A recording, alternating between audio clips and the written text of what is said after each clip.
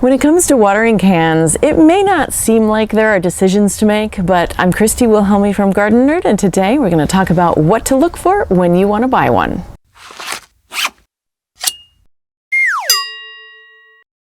Plants need water, and whether you have drip irrigation or you're hauling water from rain barrels to your garden, or you don't have a hose bib nearby, that's when watering cans come in.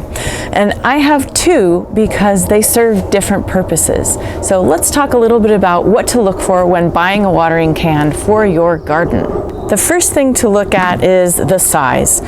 I like these seasonal varieties. These carry 2 gallons. The closest thing to it in the Haws watering can family is this 1.6 liter. It's pretty close.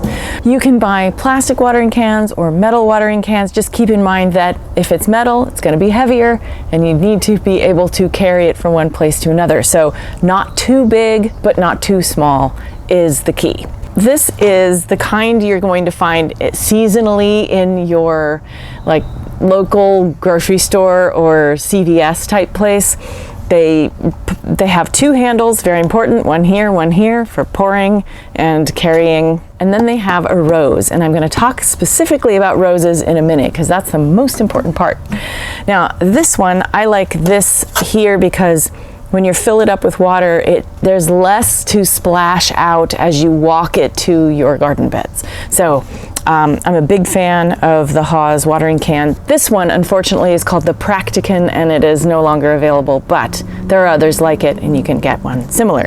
But I really like this setup because the splash zone is greatly decreased. You don't end up with water all down your legs. Now, depending on what you're going to be using your watering can for, I find that it is good to have 2 different ones with 2 different size roses. The rose, you can see here, has big holes in it.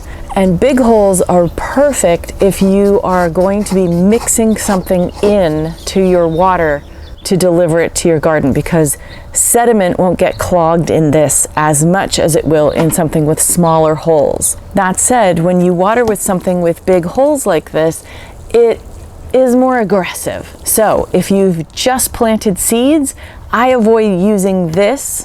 I instead use this one. Now you'll notice the holes on this are little pinpoints, and pinpoints are important if you want to mimic rainfall the most. Mimicking rainfall is the point of any hose nozzle or watering can.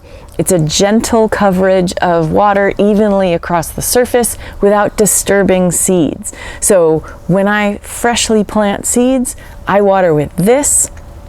It has fine holes that aren't going to suddenly glug out onto the soil and displace my seeds. Now, while I have this open, a lot of watering cans come with just a spout, and some of them even come with attachments to make that spout a little finer. This is fine if you're watering, say, indoor plants and you don't want to get water everywhere.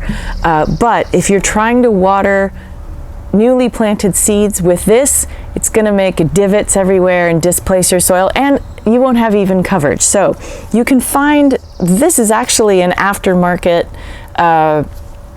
what is it? The company's name is called Flexus Spray, which is rubberized and has this copper insert, and you can just stick it onto the end, and then it becomes really great for watering seeds. So that's my argument for having 2 different watering cans if you don't have a hose nozzle and a hose bib close by. To find out more great tools for your garden, visit gardenerd.com and consider becoming a Patreon subscriber to support all the free stuff we do here at Gardenerd. Check out my online courses on pest control and planning your spring and fall gardens, and check out my books, including my newest novel, Bolting to Seed, the sequel to Garden Variety. Happy gardening!